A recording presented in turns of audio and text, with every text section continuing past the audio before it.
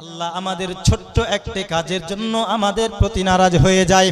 এই ভগীরথপুরের গ্রামে আজকে আমরা যারা জালসা শুনতে এসেছি, সবার কাছে আমার একটি প্রশ্ন, আমরা সকলেই এখানে আল্লাহকে খুশি করার জন্য এসেছি নাকি নারাজ করার জন্য? আরো জোরে বলতে হবে। যারা খুশি করার জন্য এসেছি, বন্ধুরে আজকে আমরা আল্লাহ হাত দিয়েছেন, পা দিয়েছেন, মুখ দিয়েছেন। এই যে মুখ আল্লাহ দিয়েছে সব হলো আল্লাহর দেওয়া নিয়ামত। আল্লাহর দেওয়া নিয়ামত পাওয়ার পরে আমরা হতভাগা মুসলমান, আমরা যখন আল্লাহর শুকরিয়া আদায় করব না, সব থেকে আল্লাহ বেশি নারাজ হয়ে যাবে। অনুরূপ ভাবে মহান আল্লাহ পাক আল্লাহ তাআলা যেই রকম আমরা যদি আল্লাহর শুকরিয়া আদায় না করি, আল্লাহ যেমন নারাজ হয়, অনুরূপ আমরা যদি সবাই মিলে প্রত্যেকটা নিয়ামতের আল্লাহর দরবারে শুকরিয়া আদায় করি, আল্লাহ সব থেকে বেশি খুশি হয়। আল্লাহ সব থেকে বেশি খুশি হন। তাহলে আমরা যদি এইখানে অরিজিনাল প্রকৃতপক্ষে আল্লাহকে খুশি করার জন্য এসে থাকি, আজকে আমরা এইখানে সুষ্ঠুভাবে আল্লাহ আমাদেরকে জালসার মাহফিলে উপস্থিত করিয়েছেন। হাজার নিয়ামত আল্লাহ পাক আল্লাহ তাআলার আমরা পেয়েছি। সব থেকে বড় নিয়ামত হলো আমার দয়াল নবীজি। জোরে কন্না সুবহানাল্লাহ। এই নবীজি, যেই নবীজি আমাদের জন্য সব থেকে বেশি বড় নিয়ামত, কারণ এই নবী দুনিয়ার বুকে যদি না আসতেন বাবা, আপনি আমি পাহাড় পর্বত কীট পতঙ্গ নদী নালা কিছুই সৃষ্টি হতো না। এ বাবাজি সোনামানিক আমার, আল্লাহ পাক আল্লাহ তাআলা নিজের খোদাই প্রকাশ করতেন না। এই নবীজি ওই সময় নবী ছিলেন। আমার আল্লাহ পাক আল্লাহ তাআলা বলছেন, কুনতু নাবিয়্যান ওয়া আদামু বাইনাল মাই ওয়াত তিন। আমি নবী ছিলাম ওই সময় যেই সময় হযরতে আদম মাটি এবং পানির মধ্যস্থলে ছিল। জোরে করুন সুবহানাল্লাহ। এখনো আদমকে বানানোর জন্য যে কাদা সানা হবে মাটি এবং পানি একত্রিত করে, ঠিক না? খালি মাটি দিয়ে কেউ কাদা সানতে পারবে? আদমকে আল্লাহ মাটি দিয়ে তৈরি করেছে। তো মাটি এক জায়গায় ছিল, পানি এক জায়গায় ছিল। আদমকে বানানোর জন্য দুটো বস্তু একত্রিত করার পূর্বে আমার আল্লাহ পাক আল্লাহ তাআলা আমার নবীকে বানিয়েছেন। জোরে বলুন সুবহানাল্লাহ। আর আমার নবীকে বানানোর কারণেই আল্লাহ পাক আল্লাহ তাআলা আমাদের সকলকে দুনিয়ার বুকে সৃষ্টি করেছেন, দুনিয়া বানিয়েছেন। 18,000 মাখলুকাত, ইহজগৎ পরজগৎ সমস্ত কিছু নবীর জন্যই আল্লাহ পাক আল্লাহ তাআলা বানিয়েছেন। জোরে কোন সুবহানাল্লাহ। তাহলে যেই নবী সব থেকে বেশি নিয়ামত, ওই নবীর উপরে মোহাব্বত রাখা আমাদের দরকার আছে না নাই? জোরে বলুন। ইন্নাদ-দীনা ইনদাল্লাহিল ইসলাম। আমি যে আয়াতে কারিমা তেলাওয়াত করেছি, ইন্নাদ-দীনা ইনদাল্লাহিল ইসলাম, নিশ্চয় আল্লাহর কাছে মনোনীত ধর্ম হলো, বলুন কি? ইসলাম। কথা বুঝতে পারলেন? সব থেকে মনোনীত ধর্ম হলো ইসলাম। এইবার আসুন, আল্লাহ পাক আল্লাহ তাআলার আমাদের যে শুকরিয়া আদায় আমরা করব, এগুলো আমাদের করার দরকার নেই? করলে কি হবে? আল্লাহ খুশি হবে। আর যদি না করি আল্লাহ নারাজ হবে। আপনাদেরকে এটা বলার উদ্দেশ্য হলো এটাই, শুকরিয়া আদায় যখন করার জন্য আলহামদুলিল্লাহ আপনাকে বলতে বললাম, তো সকলের মুখটা যেন সাইলেন্ট মোডে রইল, সাইলেন্ট অবস্থায় চুপ করে। সামনেকার দুই একজন বাবাজি আমার আলহামদুলিল্লাহ বলল, পিছনের জন খামোশ হয়ে থেকে গেল। আব্বাজি আমার, আল্লাহর শুকরিয়া আদায় করুন, সকল একবার পড়ুন আলহামদুলিল্লাহ। তারপরে পরে লাখো কোটি দরুদ ও সালাম বৃষ্টির ন্যায় বর্ষিত অর্পিত নাজিল হোক আপনার আমার সারা বিশ্বের নবী জনাব মুহাম্মদ রাসূলুল্লাহ সাল্লাল্লাহু আলাইহি ওয়াসাল্লামের উপরে অগণিত দরুদ ও সালাম বর্ষিত অর্পিত নাজিল হোক। সকল একবার উচ্চ স্বরে পড়ে আল্লাহুম্মা আমিন। যারা হবেন আল্লাহুম্মা আমিন। আজ মুসলমানের এই অবস্থা কেন? আল্লাহুম্মা আমিন আমি বলে দিচ্ছি, তারপর আপনাদের মুখ দিয়ে আওয়াজ বের হচ্ছে না। সুবহানাল্লাহ বলে দিচ্ছি বলুন, তবু আপনাদের মুখ দিয়ে আওয়াজ বের হচ্ছে না। আস্তে আস্তে যখন আপনাদের আওয়াজ কমে যাবে, তখন আপনাদের গরু খাওয়া তো বন্ধ এমনি হবে। হ্যাঁ, এমনি হবে। আজ মুসলমান আমাদের আওয়াজ আজকে এত নিচু বলে অন্যান্য ধর্মের মানুষেরা আজকে আমাদেরকে হেনস্থ করছে, তাই না? হেনস্থ করছে। আজকে মুসলমানদের প্রতি যে অত্যাচার, যে অবিচার চলছে, এটা অন্য কোনো ব্যক্তির দোষ দিলে হবে না, এটা মুসলমানদেরই দোষ। কেন? কারণ অন্যান্য ব্যক্তিরা দেখেন নিজের স্লোগানে, নিজের ধর্মের কাছে অটল ভাবে একদম দৃঢ়ের সহিত দাঁড়িয়ে আছে। আর আজকে আমাদের মুসলমান, এদের ঈমান এমনই দুর্বল, এতই দুর্বল, এদেরকে যদি একবার জানে মেরে ফেলার হুমকি দেওয়া হয়, আমার মনে হয় না যে কারবালার ময়দানের প্রান্তরের অবস্থা হওয়া লাগবে। বাড়ি থেকে এদের ঈমানটা দুর্বল, হারিয়ে ফেলবে, হারিয়ে ফেলবে। নাহলে মুসলমানের সুবহানাল্লাহ আলহামদুলিল্লাহর জোর হয় না। আজ মুসলমান এত হেনস্থ হচ্ছে কেন? নিজের দোষে। আব্বাজি আমার, তাই ঈমানকে মজবুত করতে হলে কি করতে হবে? হাদিস শরীফের মধ্যে বলা হয়েছে, লা ইউমিনু আহাদুকুম হাত্তা আকুনা আহাব্বা ইলাইহি মিন ওয়ালিদিহি ওয়া ওয়ালাদিহি ওয়ান নাসি আজমাইন। পৃথিবীর বুকে হে বচ্চরা, এ দুনিয়ার মানুষ, তোমরা অতক্ষণ পর্যন্ত পূর্ণাঙ্গ ঈমানদার হতে পারবে না যতক্ষণ পর্যন্ত না আমি নবী সাল্লাল্লাহু আলাইহি ওয়াসাল্লামকে তোমার থেকে, তোমার বাবার থেকে, তোমার মায়ের থেকে, আত্মীয় স্বজনের থেকে, এমনকি নিজের জান ও মালের থেকে আমি নবীকে বেশি ভালো না বাসবে, অতক্ষণ পর্যন্ত ঈমানদার হতে পারবে না। জোরে কন্যা সুবহানাল্লাহ। বন্ধুরে আমার সোনা মানিক, ওই নবী সাল্লাল্লাহু আলাইহি ওয়াসাল্লামের মুহাব্বত হলো ঈমানের এক নম্বর শর্ত। যাদের ঈমান মজবুত করার দরকার আছে, তাদেরকে নবীর ভালোবাসার দরকার আছে, কারণ নবীর মুহাব্বত ছাড়া কেউ পরিপূর্ণ ঈমানদার হতে পারবে না। জোরে কন্যা সুবহানাল্লাহ। ও বাবাজি সোনা মানিক আমার, আজকে আমরা মুসলমান কেমন করে নবীকে ভালোবাসি, যেই নবী আমাদের জন্য সর্বদা উম্মাত উম্মাত করে পাগল রয়েছে। পৃথিবীর বুকে আমার নবীজি সাল্লাল্লাহু আলাইহি ওয়াসাল্লামকে মহান আল্লাহ পাক আল্লাহ তাআলা দুনিয়ার বুকে পাঠাতেন না, যার জন্য আল্লাহ পাক বলতেছেন, ওয়া মা আরসালনাকা ইল্লা রাহমাতাল লিল আলামিন। ওগো আমার হাবিব, আমি আপনাকে দুনিয়ার বুকে পাঠাতাম না, কিন্তু একটি কারণে পাঠিয়েছি, আপনাকে রাহমাতাল লিল আলামিন বানিয়ে, সারা জগতের দরদি বানিয়ে। জোরে কন্যা সুবহানাল্লাহ। যেই নবীজি সারা পৃথিবীর বুকে উম্মতের জন্য দরদি, কেমন করে বুঝবো বাবা? ইতিহাস লক্ষ্য করলে পাওয়া যায়, আমার নবীজি যখন ধরার বুকে এসেছেন বাবা, কিতাবের মধ্যে জিয়াউন নবী, এই কিতাবের মধ্যে লিপিবদ্ধ রয়েছে, আমার নবী ধরার বুকে যখন এসেছে, ইয়া রাব্বি হাবলি উম্মতি, ওগো আল্লাহ তুমি আমার উম্মতকে আমার হাওয়ালায় করে দাও। আমার নবী যখন দুনিয়ার বুকে এসেছে, ওই সবাই নবী আমার উম্মতের জন্য কেঁদেছেন। জোরে কন্যা সুবহানাল্লাহ। দয়াল নবী আপনার দরবারে আমরা গোলাম হাজির হয়েছি। জোরে হবে না সুবহানাল্লাহ। দয়াল নবী আপনার দরবারে আমরা গোলাম হাজির হয়েছি, আমরা গোলাম হাজির হয়েছি।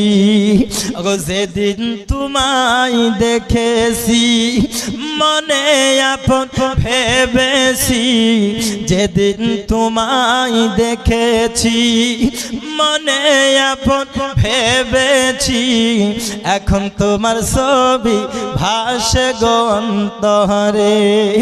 দয়াল নবী আপনার দরবারে আমরা গোলাম হাজির হয়েছি। জোরে বলো। আরে নয়নে দিয়া নয়ন পাগল করলাই আমার মন, নয়নে দিয়া নয়ন পাগল করছো আমার মন, এখন প্রেম জ্বালা জলে গো অন্তরে। দয়াল নবী আপনার দরবারে আমরা গোলাম হাজির হয়েছি, আমরা গোলাম হাজির হয়েছি। মোহাব্বত আল্লাহুম্মা সাল্লি আলা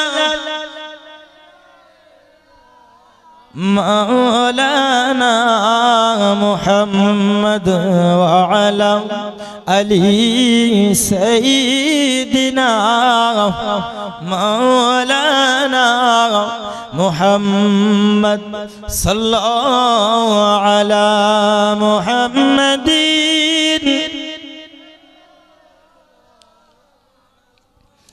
हरदम ज़बान से निकालो पाक नामे मोहम्मद, हरदम ज़बान शफीना दर्दी गो আমার নবীজি দুনিয়ার বুকে যখন এসেছেন ইয়া রাব্বি হাবলি উম্মতি বলে কান্না করেছেন। ওরে হতভাগা উম্মত, পৃথিবীর বুকে নবী নবী নবী নবী করে শুধু চলে যাও, কিন্তু নবী কি জিনিস এখনো এটা পর্যন্ত জানতে পারলে না। ওই নবীজি যেই নবীজি হাসরে মিজানে ফুলসিরাতে সব জায়গায় উম্মতের জন্য কান্না করে যাবে। ওরে আমার যুবক, আমরা নবী ভুলে যাই, নবীকে ভালোবাসতে পারে না। তোমার ঈমানটা কেমন করে শক্ত হবে, কেমন করে পুক্তা হবে? আজকে অন্য ধর্মের মানুষ তোমাকে যদি তলোয়ার দেখিয়ে বলে বল নবী ভুলবি কি না, তুমি হয়তো নবী ভুলে যাবে মৃত্যুর ভয়ে। কিন্তু যুবক রে, তোমরা কখনোই ঈমানদার থেকে তোমরা রক্ষা পাবে না। আজকে ঈমানদার তোমরা তখনই হতে পারবে যখন নবী সাল্লাল্লাহু আলাইহি ওয়াসাল্লাম আমার নবীকে নিজের জান ও মালের থেকে সব থেকে বেশি ভালোবাসবে। এই নবীর চলুন একটু জীবনী আপনাদেরকে শোনাই বাবা। আমার নবীজি ধরার বুকে পৃথিবীর বুকে আসবেন এ নতুন কথা কেউ বলে নাই।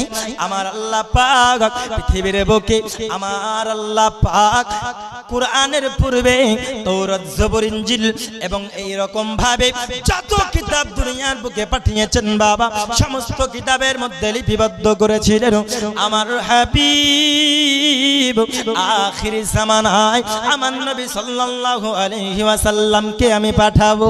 আর আমার নবীজি, আমার নবীকে আমি ধরার বুকে পাঠাবো।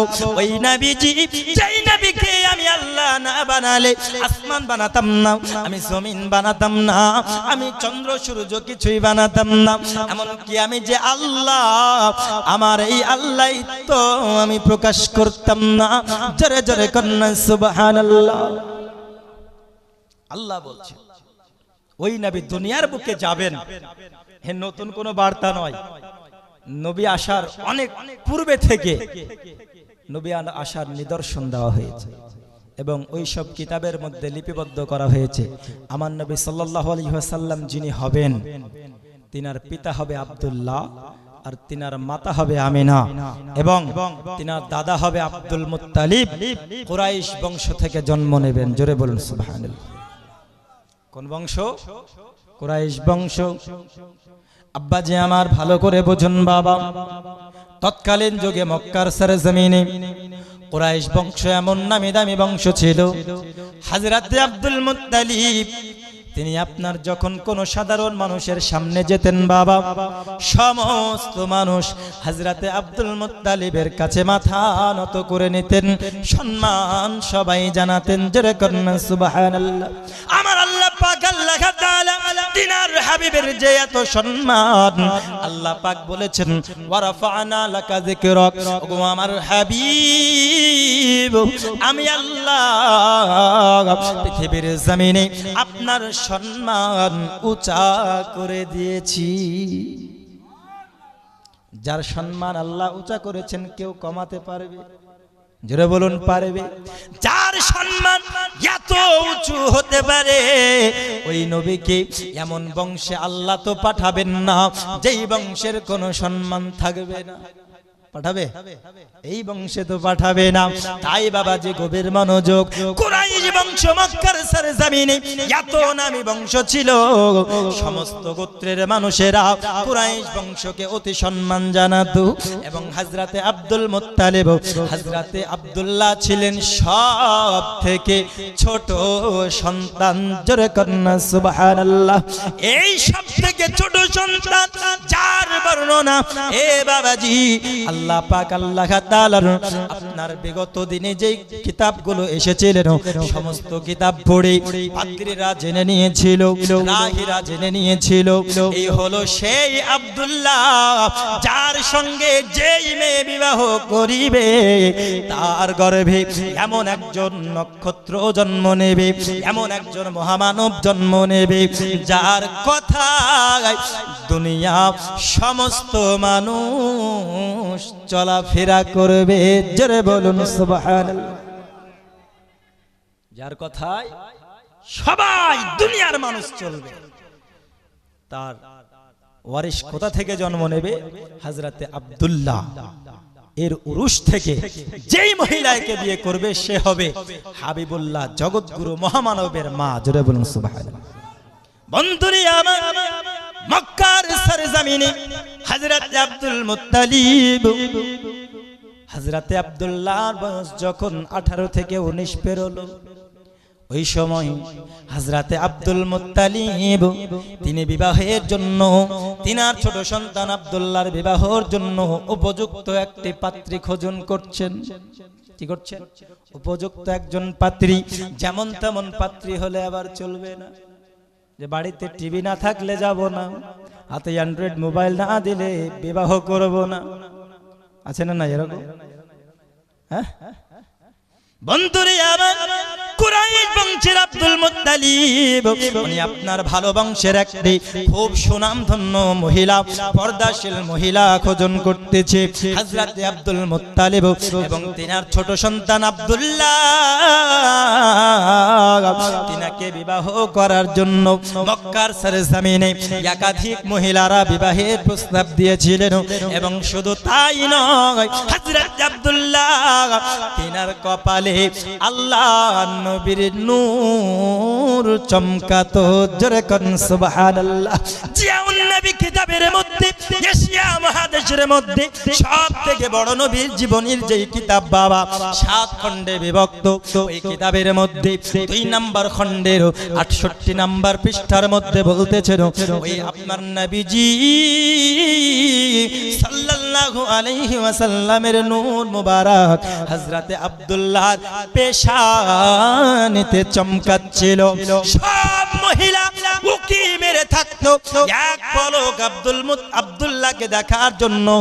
আব্দুল্লাহর এত নূরানি চেহারা, এত সুন্দর চেহারা, মক্কার সরজমিনে 1 নয় 2 নয় 100 মহিলা হযরতে আব্দুল্লাহকে বিবাহের প্রস্তাব দিয়েছে, কিন্তু কবুল করে নাই। শুধু তাই নয় রে বাবা, হযরতে আব্দুল্লাহকে অনেক মহিলা প্রেমের প্রস্তাব দিয়েছিল। কিসের প্রস্তাব? প্রেমের প্রস্তাব, ভালোবাসার প্রস্তাব, বুঝলেন? হ্যাঁ, কিন্তু হযরতে আব্দুল্লাহর চরিত্র এত সুন্দর ছিল যে তিনি কোন মহিলার দিকে, রাস্তার দিকে যেতেন তো সোজা স্ট্রেট তাকিয়ে তাকিয়ে যেতেন না, ডানে না বামে, কোন মহিলার দিকে তাকাতেন না। জোরে বলুন সুবহানাল্লাহ। এত সুন্দর চরিত্র। আর আমাদের এখনকার যুবকদের চরিত্র কুকুরের মতন পবিত্র নাকি? হ্যাঁ, রাস্তা দিয়ে কোনো মেয়ে শুধু হেঁটে যেতে দেখলে হয়। হ্যাঁ, আর এখনকার আমাদের মেয়েরাও বেরিয়েছে ফ্যাশন মডার্ন, বুঝলেন? হাতে ওদের আবার এক গোছা চুরি না পড়লে হয় না, খচ খচ খচ খচ করে আওয়াজ যেন শুনতে পায়। এই আবার তোড়া পড়বে, তোরার ঝোর হাঁটবে তো বাপরে মনে হচ্ছে 10 কিলো পড়ছে জমিনে। হ্যাঁ, তো ঝনঝন ঝনঝর যখন করবে, মা তোমরা তো সাজো কেন? তোমরা তো সুন্দর করে সাজলে তো পুরুষরা কুদৃষ্টিতে দেখবেই, তাই না? দেখবেই। একটি কলা খোসাওয়ালা যদি থাকে ওতে মাছি বসে না, খুলে রাখুন, বিনিয়ে রাখুন কলাটি, দেখবেন মাছি বসবে, বসবে না? অনেক মাছি বসবে। তো আমার বাবাজি, আমার মা খালারা, আপনাদেরকে বলছি, আপনারা এই রকম বেপরোয়া হয়ে চলবেন না। এই রিসেন্ট আমি খবরে দেখলাম, এইবার ঈদে, গ্রামটির নাম আমার ব্রেন থেকে উড়ে গেল, আপনার স্কুলের পিছনে ঈদের মেলায় ঘুরতে গিয়ে 2 জন মহিলাকে ধর্ষণ করেছে। আপনারা নিউজ শুনেছেন কি জানি না।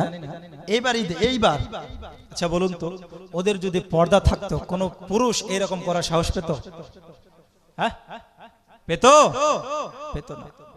তাহলে আমি ঈদে আমার ওয়াইফকে নিয়ে আসছি, সর্বনাশ করেছে, একটি টুকটুকি ভাড়া করেছে, বুঝলেন? বয়স হয়তো 15-16 এরকম হবে মেয়েগুলো, তার থেকে হয়তো কম, 13-14 হবে। তো একই কালারের শাড়ি পরেছে এবং একটি টুকটুকিতে ডিজে গান বাজিয়ে দিয়েছে এবং গানের তালে তালে সবাই আপনার মানে কি শরীর হিলাচ্ছে আর নাচাচ্ছে, আর ওরাও গান বলছে গানের তালে তালে। কি শিক্ষা দেখুন! বাপমা শাড়ি পোশাক আশাক কিনে দিয়ে টুকটুকি ভাড়া করে টাকা দিয়ে ছেড়ে দিয়েছে, যা। কি হবে এবার? বাপ মারার বাড়িতে কোনো খোঁজ নেই, বাপ মা কুটুম বিদায় করতে ব্যস্ত, আর ওইদিকে মেয়েরা উল্লাসী করতে ব্যস্ত। আচ্ছা বলুন, ওই মেয়ে যেই বাড়িতে যাবে ওই বাড়িতে কোনোদিন সুখ হতে পারে? জোরে বলুন, পারে? কোনোদিন সুখ হবে না। তাই আজকে আমাদের যুবকদের চরিত্র খারাপ হওয়ার কারণ এই মহিলারা, আর মহিলারা খারাপ হওয়ার কারণ হচ্ছে আপনারা। একে অপরে খারাপ হওয়ার কারণ কেন বলি? ছেলেদের কুদৃষ্টি পড়ছে মেয়েদের খারাপ পোশাকের কারণে, আর তাদেরকে গাইড করছে না তাদের পিতামাতা এবং স্বামী। ঠিক বললাম না ভুল বললাম? কোন পুরুষ যদি তার কন্যাকে আর তার স্ত্রীকে সঠিকভাবে পর্দায় রাখে, কোনো দিন সঠিক শাসনে রাখলে ওই রকম অশ্লীলতা হবে ঘুরে বেড়ানোর কোনোদিন সাহস পাবে? বলুন, পাবে? আমি তোকে দেব না বাইরে যেতে, তুই যা। আচ্ছা বলুন, ওর সাহস আছে? আপনার কন্যাকে আপনি পর্দায় রাখবেন। আল্লাহ রাসূল সাল্লাল্লাহু আলাইহি ওয়াসাল্লাম বলছেন, আদ-দায়ুসু লা ইয়াদখুলুল জান্নাহ। দায়ুস ব্যক্তি কোনোদিন জান্নাতে যেতে পারে না। দায়ুস কারা? যারা নিজের পিতা মাতা, স্ত্রী, পুত্র, কন্যা এদেরকে পর্দায় রাখতে পারলো না। কথা বুঝলেন? পর্দায় রাখতে পারলো না। তাহলে আপনি আপনার স্ত্রীকে যদি পর্দায় রাখতে না পারেন, আপনি আপনার কন্যাকে যদি পর্দায় রাখতে না পারেন, বন্ধুরে আমার সোনামানিক, আপনার পিতা মাতাকে যদি আপনি পর্দায় রাখতে না পারেন, আমার আল্লাহ পাকের, আমার আল্লাহ পাক আল্লাহর রাসূল সাল্লাল্লাহু আলাইহি ওয়াসাল্লামের বাণী অনুযায়ী আপনি হয়ে যাবেন দায়ুস। আর জান্নাত তো দূরের কথা, জান্নাতের ঘ্রাণ আপনি পর্যন্ত পাবেন না। আজকে জালসা শুনে কি হবে? মিলাদ শুনে কি হবে? ওয়াজ শুনে কি হবে? এই বন্ধু আমার, যদি দায়ুসের খাতা থেকে নিজের নামটা মুছতে না পারেন, আজ থেকে ওয়াদা করুন, বাড়িতে যাবেন, স্ত্রী কন্যাদেরকে সব সময় আপনি পর্দায় রাখার চেষ্টা করবেন। হয়তো বোরকা পরতে চাইবে না নতুন নতুন, তবুও শাসনের মধ্যে রেখে বোরকা পরাতে হবে। কন্যা মনে করবে, বাবা স্কুলে যদি আমি যাই বোরকা পরে এলাও করবে না, আমাদেরকে চুড়িদার পরে যেতে হবে, পড়াবো না তোর ওই দুনিয়াবি স্কুলে, আমার দুনিয়ার দরকার নাই, সাময়িক দুনিয়া কামাতে যাইয়া যেখানে আজীবন থাকতে হবে আখিরাত, হাসর নাসর মিজান ফুল সিরাতে আল্লাহর কাছে জবাব আমি দিতে পারবো না। ওই স্কুলে আমি পড়াবো যে স্কুলে আমার কন্যা পর্দার সহিত থাকবে। এ বাবাজি সোনাবানি কামার, বড় জোর করে বলি, জেনার হার বেড়ে যাচ্ছে এই কারণে। তার পিছনে আপনাদের হাত আছে, তার পিছনে নারীদের হাত আছে। পুরুষদের জেনা হয় চোখে, পুরুষদের জেনা হয় কানে, পুরুষদের জেনা হয় মুখের দ্বারাই। খারাপ কথা বললো, খারাপ জিনিস দেখলো, খারাপ কিছু শ্রবণ করলো, এবং নারীরা জেনা করলো কেমন করে? এই নারীরা অশ্লীল পোশাক পরে যখন ঘুরে বেড়াবে, এ বাবাজি যতই আপনারা রাগ করেন বাবা, আজ আমি বলতে বাধ্য হয়ে যাব, 12 হাত শাড়িতে 6 হাত শরীর মানুষের আজকে ঢাকে ঢাকে ঢাকে না। এই বাবাজি আমার, এই মহিলাদের অবস্থা কাল হাসরের ময়দানে কি হবে? আল্লাহ রাসূল সাল্লাল্লাহু আলাইহি ওয়াসাল্লাম উনি আপনার পরিষ্কার বলে দিয়েছেন, যেই মহিলা পর্দার সহিত থাকবে না, যেই মহিলা আদবের সহিত থাকবে না, স্বামীর খেদমত করবে না, আরে জান্নাত তো দূরের কথা, জান্নাতের সুগন্ধ পর্যন্ত পাবে না। ওরে মা, নিজের জীবন কেন খারাপ খারাপ করো, আজকে তুমি বেপরদা হয়ে বেড়াবে, তোমার কন্যা ওটা দেখে তোমার দেখে শিখবে। আজকে আপনি বাবা চায়ের দোকানে বসে আড্ডা মারবেন, আপনি মসজিদে যাবেন না, আপনার সন্তান আপনার দেখে চায়ের দোকানে বসবে। আপনি পরনিন্দা পরচর্চা করবেন, আপনার সন্তান ওটা দেখে পরনিন্দা পরচর্চা করা শিখবে। আপনি কাউকে শালা বলে গাল দিবেন, আপনার সন্তান ওটা শোনার পরে আপনার সন্তান শিখবে অপরজনকে গালি দেবে। বন্ধুরে, নিজের চরিত্র ঠিক করুন, তারপরে অন্য দেখবেন আপনার চরিত্র দেখে শিখে নেবে। আমাদের চরিত্র কেমন করা দরকার, আল্লাহ পাক কোরআনের মধ্যে বলেছেন, লাকাদ কানা লাকুম ফি রাসূলিল্লাহি উসওয়াতুন হাসানা। তোমরা জীবন পরিবর্তন করবে কেমন করে? নিজের জীবন যদি সঠিকভাবে চালাতে চাও, নিজের জীবন আদর্শবান করতে যদি তোমরা চাও, আমার নবী সাল্লাল্লাহু আলাইহি ওয়াসাল্লামের জীবন হলো তোমাদের জন্য দৃষ্টান্ত। জোরে বলুন সুবহানাল্লাহ।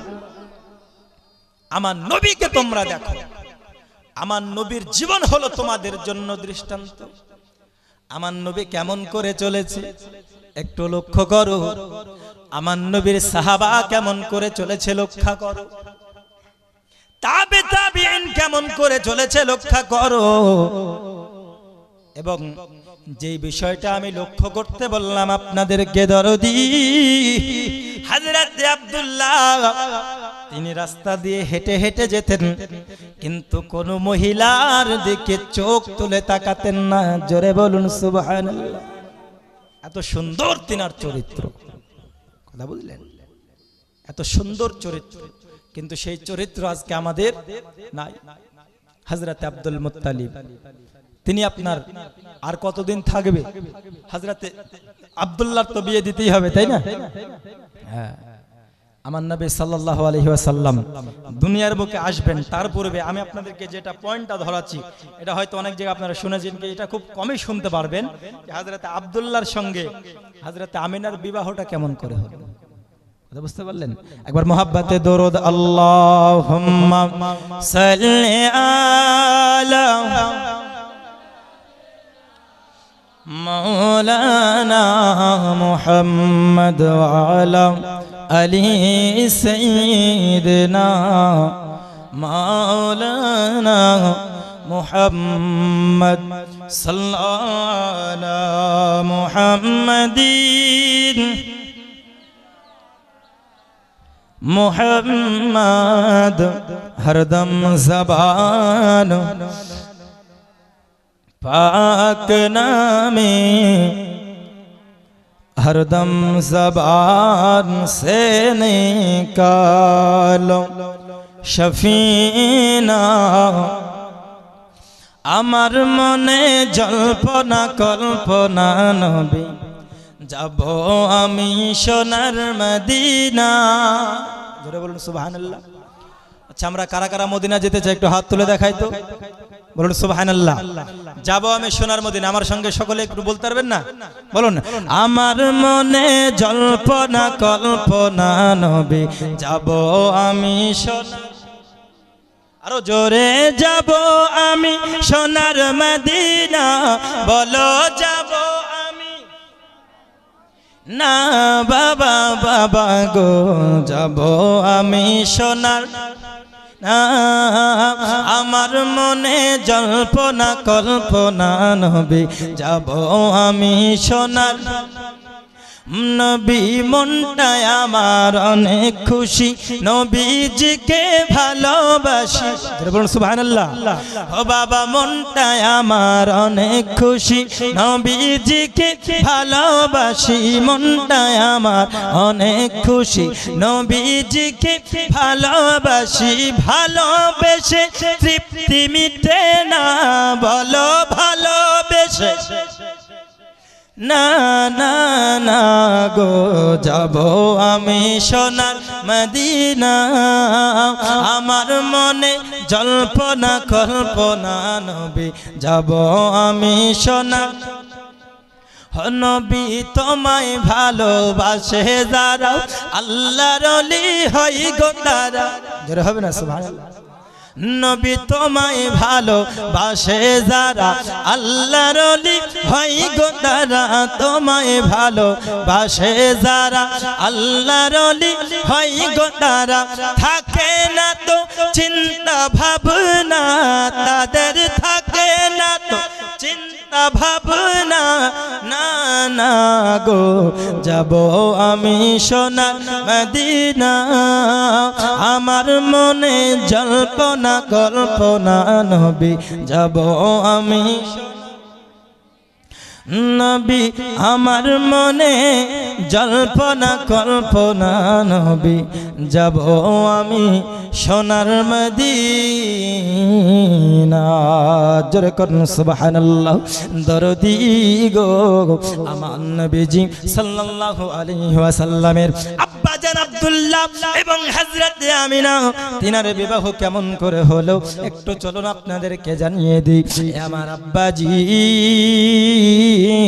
হযরত আব্দুল্লাহ তিনি আপনার চলে গেলেন আপনার শাম দেশের জঙ্গলের দিকে শিকার করতে কি করতে শিকার করতে হযরত আব্দুল্লাহ রাদিয়াল্লাহু তাআলা আনহু তিনি চলে গেলেন জঙ্গলের দিকে শিকার করতে শাম দেশে যাওয়ার পরে ওই পাশে আপনার কি হলো বাবা আপনার কাফেরেরা খবর যখন শুনতে পেয়েছে হযরত আব্দুল্লাহ এই জঙ্গলে শিকার করতে এসেছে সবাই মিলে একটি আপনার আলোচনা করলো ওই আব্দুল্লাহকে আমরা সবাই মিলে কতল করে ফেলবো কারণ সবাই শুনেছে পাদ্রীদের মুখে শুনেছে রাহিদের মুখে শুনেছে আখিরি সময় এমন একজন মহামানব দুনিয়ার বুকে আবির্ভাব হবেন যার বাবার নাম হবে আব্দুল্লাহ কুরাইশ বংশ থেকে জন্ম নেবে আমরা ওই সূত্রে জানতে পেরেছি হযরত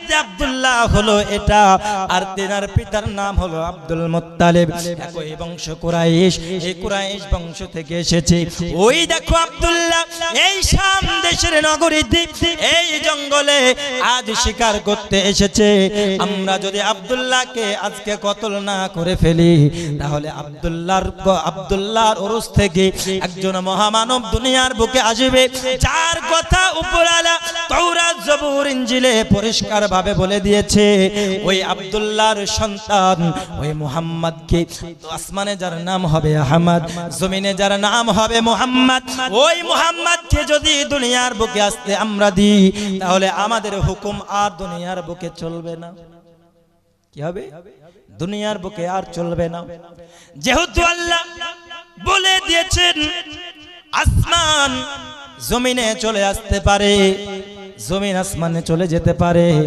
কিন্তু উপরওয়ালার বাণী কখনো মিথ্যা হতে পারে জোরে বলুন পারে পারে না ওই মহামানব যদি আব্দুল্লাহর উরুস থেকে চলে আসে তাহলে আমরা যেই হুকুম চালাচ্ছি যেই দেশ আমরা চালাচ্ছি আজকে আমাদের হুকুমরানি আর থাকবে না চলো সবাই মিলে যাই ওই আব্দুল্লাহকে কতল করে ফেলি যদি আব্দুল্লাহকে কতল করে দিই তাহলে আব্দুল্লাহর ওরস থেকে ওই মহামানব দুনিয়ার বুকে আর আসতে পারবে না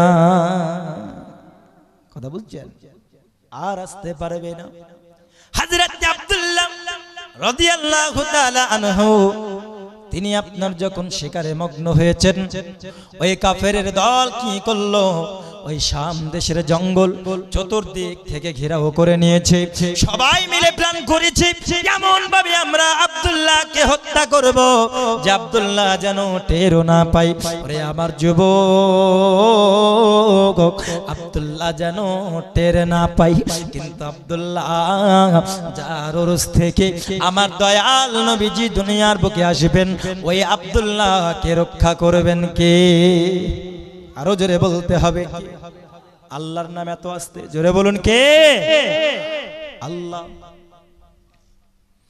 আব্দুল্লাহ উরুস থেকে আমিনার কোলে কুরাইশ বংশে ছিলেন নবী মক্কাতে এলেন আব্দুল্লাহ উরুশ থেকে আমিনার কোলে কুরাইশ বংশে ছিল নবী মক্কাতে এলে তোমার ওসিলাতে সব করে দিও পার তোমার নবীর ওসিলা ছাড়া হবে না তো পার তুমি দয়াল তুমি দাতা পরওয়ারে দিগার যত উম্মত আছে আমার কিছু গুনাহগার তোমার দয়া ছাড়া তো কেউ হবে না খোপার তোমার ওসিলাতে সব করে দিও পার জোরে বলুন সুবহানাল্লাহ চলো চলো চলো আব্দুল্লাহকে আমরা হত্যা করে ফেলবো এ বাবাজি আমার কাফিররা যখন ষড়যন্ত্র করে নিল হঠাৎ করে জানো আব্দুল্লাহকে ঘেরাও করে নিয়েছে এইদিকে আব্দুল্লাহ জানতে পারে নাই কিন্তু আল্লাহর কাছ থেকে আদেশ চলে এসেছে জিবরাইল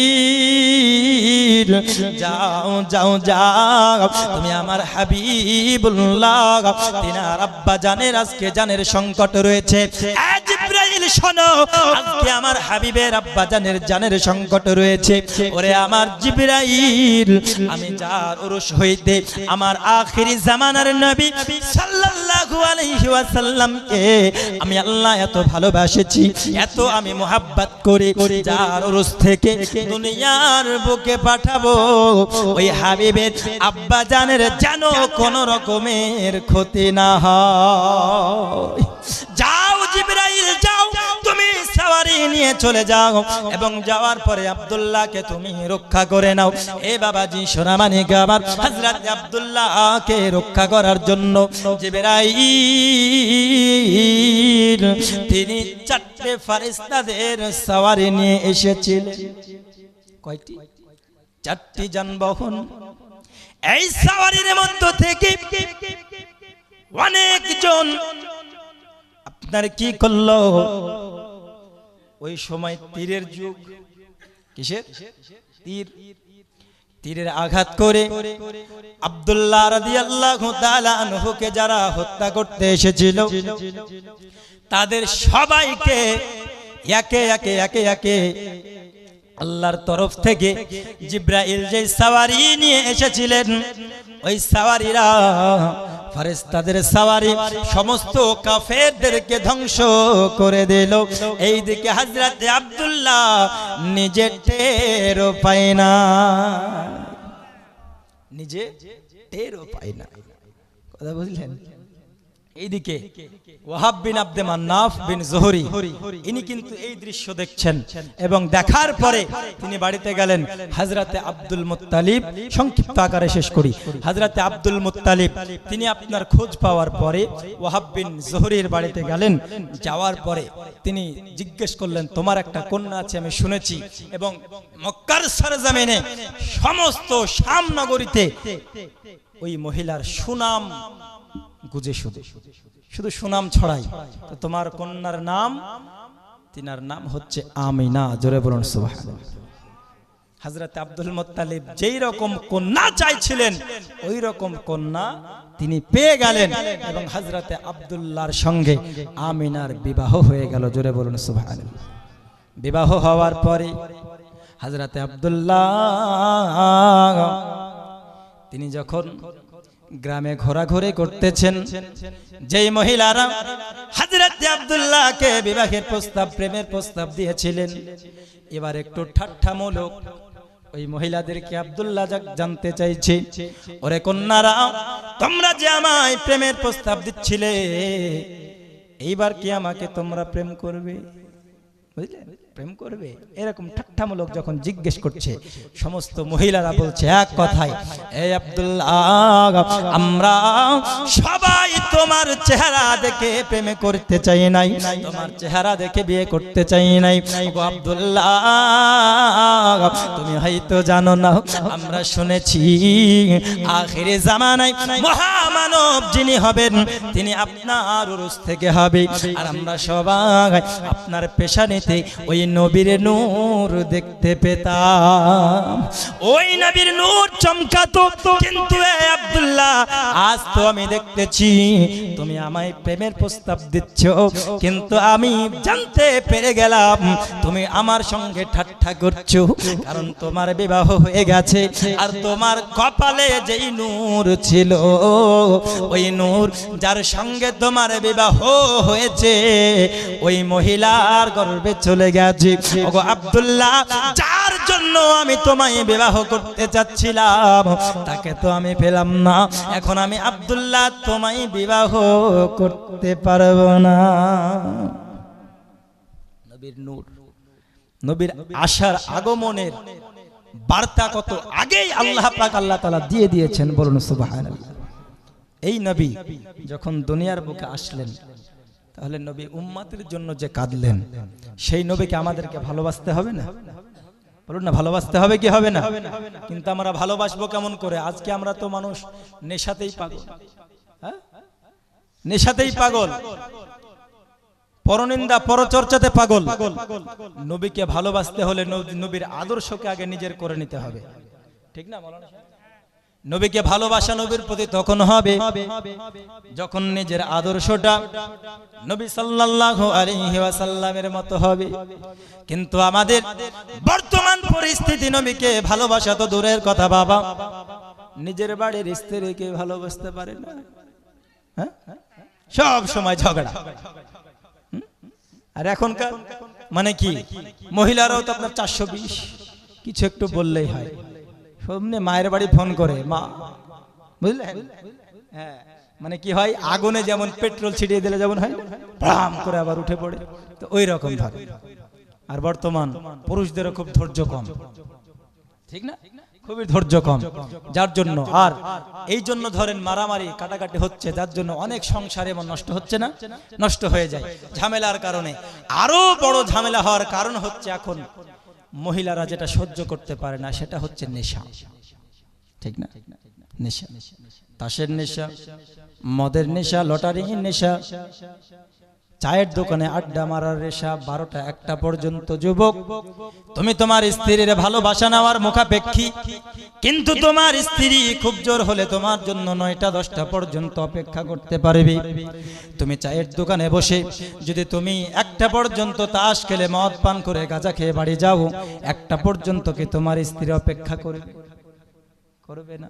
হঠাৎ করে 1টার সময় তুমি তোমার বাড়িতে যাইয়া তোমার বিবিকে যদি তুমি ডেকে খেতে দিতে চাও, তোমার স্ত্রী তো ঘুম থেকে ওঠার পরে মেজাজটা গরম হবে, এমনিতেই গরম হয়ে যাবে। এই আমার যুবক, তোমরা তোমার বিবিদের ভালোবাসা তখন পাবে যখন তোমরা তোমাদের বিবির তোমরা ভালোবাসা দিতে জানবে, তখন তোমরা ভালোবাসা পাবে। আজকে মহিলারা সর্বদাই স্বামীর হুকুম পালন করবে, স্বামীর আদেশ মতো চলবে, তার মানে এটা নয় স্বামী যেটা করবে স্ত্রীকে মেনে নিতে হবে। স্ত্রীর কিছু হক আছে, স্ত্রীর কিছু পাওনা আছে, যেগুলো স্বামীকে মানতে হবে। স্ত্রী যদি চাই রাত 10টার মধ্যে বাড়িতে চলে আসবে, আমরা একসঙ্গে সারা রাত্রে ঘুমাবো, আপনার স্বামীকে কোন রকমেই 1টা 2টা পর্যন্ত বাইরে সময় কাটানো যাবে না। বাড়িতে গিয়ে স্ত্রীদেরকে সময় দেন। আজকে যদি স্ত্রীদেরকে আপনারা সময় দিতে না পারেন, এই সময় দিতে না পারার কারণে বর্তমানে পরকীয়ার হার বেড়ে যাচ্ছে, পারছে কিনা? পরকীয়ার হার বেড়ে যাচ্ছে। এই আমার যুবক, সব থেকে ক্ষতিকর জিনিস হলো বর্তমান সময়ে আজকে মানুষ অতি নেশায় গ্রস্ত হয়ে যাচ্ছে, নেশার জগতে ডুবে গেছে। আজকে আমাদের নেশার জগৎ থেকে বেরিয়ে আসার দরকার আছে না নাই? জোরে বলুন, আছে না নাই? নেশার জগৎ থেকে যদি বেরিয়ে আসতে হয়, আজকে আমি আপনাদেরকে একটি ট্রিট দেব, একটি উপহার দেব, যার নাম হলো মালিক বিন দিনার। কি নাম? মালিক বিন দিনার, পয়েন্ট টু বি নোটেড, ভালো করে এটাকে লক্ষ্য করুন, পয়েন্ট করুন। হযরত মালিক বিন দিনার এমন করে আপনার ইরাকের সরজমিনে এত বড় আলেম ছিল, এত বড় আলেম ছিল, এত বড় মাওলানা ছিল। এই মালিক বিন দিনার এত বড় আলেম ছিল, এত বড় আলেম ছিল, যার লেকচার শোনার জন্য, বক্তব্য শোনার জন্য এক নয়, দুই নয়, তিন নয়, চার নয়, লক্ষ লক্ষ মানুষ যেন আপনার জামাত হয়ে একত্রিত হয়ে যায়। জোরে কন্যা সুবহানাল্লাহ।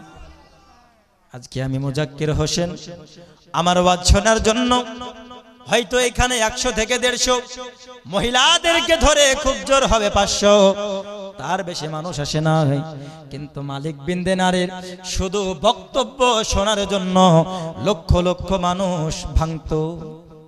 কথা বুঝলেন? এত বড়।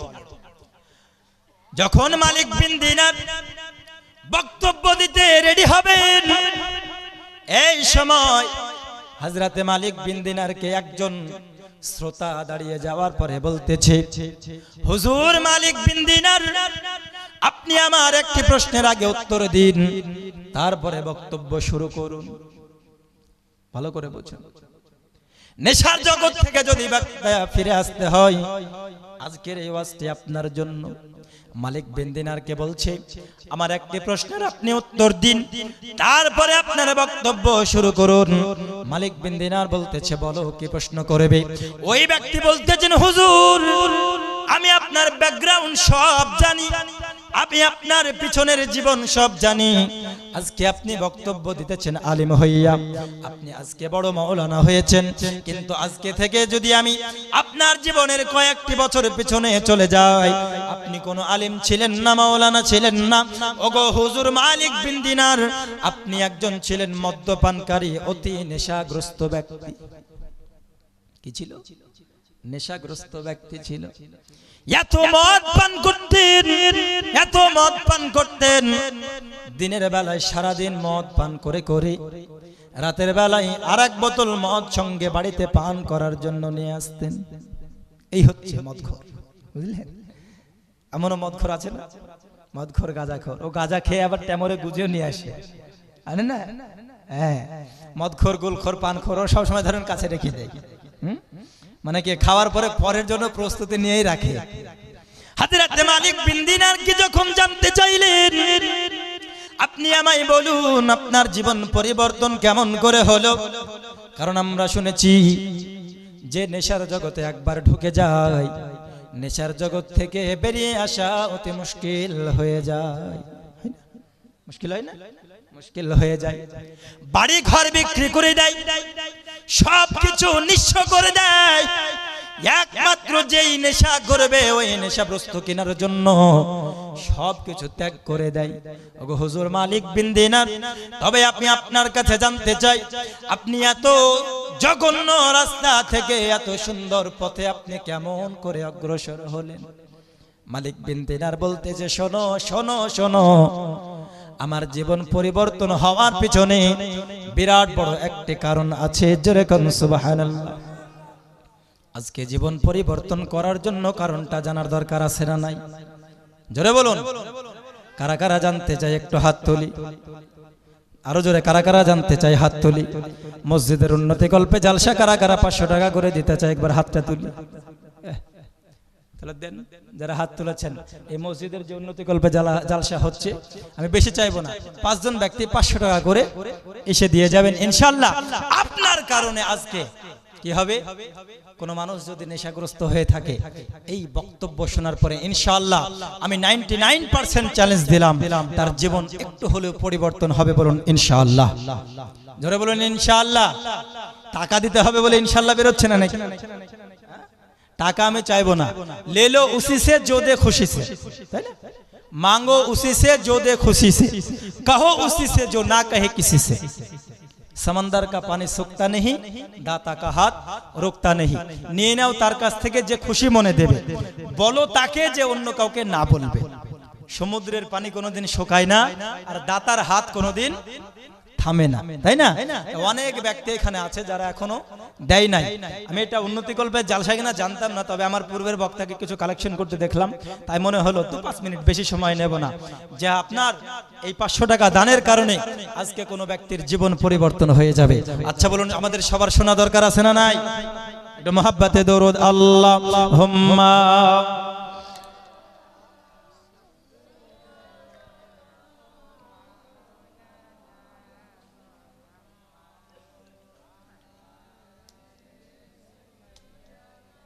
মাওলানা সাল্লাল্লাহু আলা মুহাম্মাদিন। একটা আসছে না এখনো, মা বোনদের কাছ থেকে আসছে না? মুহাম্মদ হরদম জবান সে নিকালো, পাক নামে মুহাম্মদ হরদম জবান সে নিকালো, শফিনা। চালুনে ছেকে ছেকে আদায় করে নিয়েছে, তাহলে আবার কি করে হবে? তো যাই হোক, ছেকার পরেও কিছু তো থাকে, তাই না? তো 250 টাকা 100 টাকাও কারো কাছে হবে না? আচ্ছা, অনেক আছে, তাই না? তো এখনো আসছে না। তো যাই হোক, আমি ছোট্ট একটি গজল পড়ি। গজল পড়তে পড়তে একজন যদি চলে আসে, সামনে দিকে এগিয়ে যাবো ইনশাল্লাহ। একজন যত টাকাই নিয়ে আসুক না কেন, তবে কংগ্রেস হলে ভালো হয় না, মানে 1 হাত 500 টাকা হলে খুব ভালো হয়। তো একজন আসুন, বক্তব্য সামনের দিকে এগিয়ে নিয়ে যাব। তারপর একটি ছোট্ট করে গজল শুনুন। ও মদিনার মাটি রে, সকল সুখ বুঝি তোর কপালে। গজল মনে হয় আজ আর আপনাদেরকে শুনতে দেবে না, বুঝলেন? যাই হোক, কোন দিকে যাচ্ছেন ভাইজান? আচ্ছা, এইদিকে আসবেন নাকি? ও মদিনার মাটি রে, নাম কি ভাইজান? আহসান সর্দার। দেখছেন ভাইজান আমার মান সলমানটা তাও রেখেছে নাকি? হ্যাঁ, কত টাকা দিল? আচ্ছা, 200 টাকা দিয়েছে। যেটাই দেখ আল্লাহ কবুল করুক। একবার তিনার ইস্তেকবালের জন্য তাকবীর লাগাই, নারে তাকবীর। বাবাজি নোট দিবেন না, ঠিক আছে, ভোটটা তো দেন। হ্যাঁ, নারে তাকবীর, নারে রিসালাত, নারে রিসালাত। দানকারী 200 টাকার দাতা বলুন জিন্দাবাদ। সকল সুখ বুঝি তোর কপালে, ও মদিনারে তোর বুকে আমার নবী, যার লাগি পাগল সবই, যার তরে হইল সৃষ্টি ত্রিভুবন। কাঁদি আমি সারাক্ষণে, কখন যাব সেখানে। কাঁদি আমি সারাক্ষণে, কখন যাব সেখানে। সহে না সহে না আর পরাণে, ও মদিনার মাটি রে, সকল সুখ বুঝি তোর কপালে। আরো 2 কলে আছে, 100 টাকা করে দিলে 2 কলে শোনানো হবে। চলুন ভাইজান, আমার 200 টাকা দিয়েছেন, বক্তব্য সামনের দিকে এগিয়ে নেওয়া যাক। আপনার মালিক বিন দিনার বলতেছে, এরে যুবক, আমার জীবন পরিবর্তনের কথা তোমরা শোনো। আমি মালিক বিন দিনার এত নেশাগ্রস্ত ব্যক্তি ছিলাম। রমজান মাসে আমি মালিক বিন দিনার কি করেছিলাম?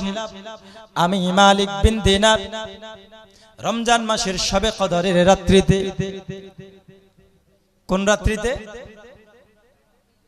শবে কদরের রাত্রিতে আমি মালিক বিন দিনার শবে কদরের রাত্রি, রমজান মাস, সারাদিন আমি মদ পান করেছিলাম এবং রাত্রিবেলায় আমি এক বোতল মদ পান করার জন্য বাড়িতে আমি বইয়ে নিয়ে এসেছিলাম। কথা বুঝলেন? কি করেছে? সারাদিন মদ পান করেছে এবং রাত্রিবেলায় মদ পান করার জন্য এক বোতল মদ বাড়িতে নিয়ে এসেছে। এত নেশাখোর ছিল। হযরত মালিক বিন দিনার তিনি বলতেছেন, আমার জীবন কি করে পরিবর্তন হলো ওই শবে কদরের রাত্রিতে। আমার এক বোতল মদ আমি নিয়ে এসে আমার ডাইনিং এর উপরে যখন আমি রেখেছিলাম, হঠাৎ করে আমার ছোট্ট একটি 1.5 বছরের কন্যা ছিল। কয় বছর? 1.5 বছরের কন্যা ছিল। ওরে যুবক, ওই 1.5 বছরের কন্যা, ছোট বাচ্চারা মহিলা হোক বা সন্তান, সারাদিন পরে যখন বাবা বাড়িতে আসে গো, ছোট বাচ্চারা খুবই আনন্দের সহিত লাফাতে লাফাতে বাবার কোলে উঠে পড়ে। কি বাবাকে পাওয়ার পরে আনন্দ করে। এমন করি হযরত মালিক বিন দিনারের কাছে তিনার 1.5 বছরের কন্যা চলে এসেছে। আরে আমার যুবক, 1.5 বছরের কন্যা আসার পরে আপনার ওই মদের বোতলটাকে ফেলে দিল। ঠিক হলো? মদের বোতল ফেলে দিল এবং মদের বোতলটা ভেঙে গেল। মদের বোতল ভেঙে গেল। পুনরায় 1 বছর পর, কয় বছর? 1 বছর পর একই রাত্রি, শবে কদরের রাত্রি, ওই শবে কদরের রাত্রিতে হযরতে মালিক বিন দিনার পুনরায় আবার মদের বোতল নিয়ে এসেছে। ওই কন্যা এইবার মদের বোতল জমিনে ফেলে ভাঙবে, কিন্তু এই বছর মদের বোতল ভাঙার জন্য কন্যা দুনিয়ার বুকে নাই। আল্লাহুম্মা সাল্লি আলা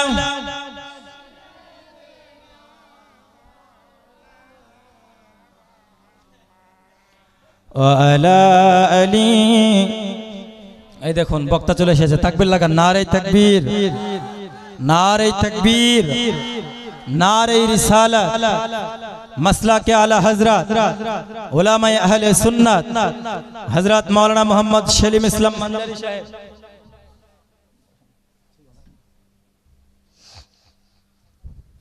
যাই হোক,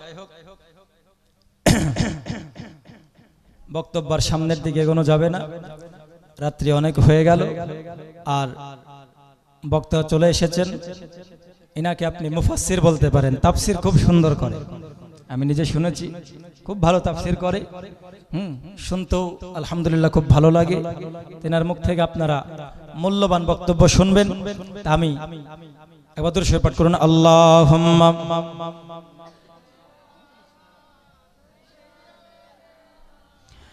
মাওলানা মুহাম্মদ ওয়া আলা আলি সাইয়্যিদিনা মাওলানা মুহাম্মদ সাল্লাল্লাহু আলাইহি ওয়াসাল্লাম। তো যাই হোক, আমি বিশেষ করে বলতে চাই আজকের পুরুষদেরকে আর নারীদেরকে। রাসূল বলেছেন আদ-দায়ুসু লা ইয়াদখুলুল জান্নাহ, দায়ুস ব্যক্তি কোনোদিন জান্নাতে যেতে পারবে না। পুরুষ আপনাদেরকে দরকার আপনাদের স্ত্রী এবং কন্যাদেরকে পর্দার সহিত রাখা, আর মা বোনেদের দরকার পুরুষদের চোখের জেনা থেকে নিজের শরীরকে বাঁচিয়ে রাখা। ঠিক না? নিজের শরীরকে বাঁচিয়ে রাখা, তবেই ইসলামের যে শিক্ষা, এই শিক্ষা ছড়িয়ে পড়বে। আমরা যখন রাসূল সাল্লাল্লাহু আলাইহি ওয়াসাল্লামকে সাল্লামের আদর্শ নিজের মতো করে নেব, সাহাবাদের মতো করে নেব, তাবেঈনদের মতো করে নেব। আল্লাহ রাসূল সাল্লাল্লাহু আলাইহি ওয়াসাল্লামের পিতা আব্দুল্লাহর যেমন চরিত্র ছিল, আমরা সেই চরিত্রটুকুই যদি নিজের মতো করে নিতে পারি, ইনশাআল্লাহ ইহজগতেও বেড়া পার, পরজগতেও বেড়া পার হয়ে যাবে। বলুন ইনশাআল্লাহ। তাই ইন্নাদ-দীনা ইনদাল্লাহিল ইসলাম, আল্লাহর কাছে মনোনীত ধর্ম হলো ইসলাম। আমাদের চরিত্র যখন ইসলামের কালচারের উপরে চলবে, তখন মানুষের ব্যবহার দেখে মনে হবে নিশ্চয় আল্লাহর কাছে পছন্দনীয় ধর্ম হচ্ছে যে ইসলাম। ইসলামের অর্থ যে শান্তি, মুসলমানের ব্যবহার দেখার পরেই গা অন্য ধর্মের মানুষ বুঝতে পারবে নিশ্চয় মুসলমান ইসলাম ধর্মের শান্তি এতক্ষণেই বজায় থাকবে। ঠিক না? আমাদের ব্যবহারই হলো আমাদের ধর্মের পরিচয়। তাই মুসলমান বাবাজি ভাইয়েরা, আল্লাহ পাক আল্লাহ আমাদের সকলকে আল্লাহ পাক আল্লাহ তাআলা ইসলামিক কালচারে চলার এবং রাসূল সাল্লাল্লাহু আলাইহি ওয়াসাল্লামের মোহাব্বত নিয়ে দুনিয়ার বুকে থেকে বিদায় নেওয়ার তৌফিক দান করুক। সকলে বলে আল্লাহুম্মা আমিন। এখান থেকে বক্তব্য করলাম ইতি, বলা ভাষার মধ্যে যদি হয়ে থাকে ত্রুটি আল্লাহ রাসূলের কাছে ক্ষমা প্রার্থী। ওয়া আখিরু দাওয়ানা আলহামদুলিল্লাহি রাব্বিল আলামিন। আসসালামু আলাইকুম ওয়া রাহমাতুল্লাহি ওয়া বারাকাতুহু। আল্লাহ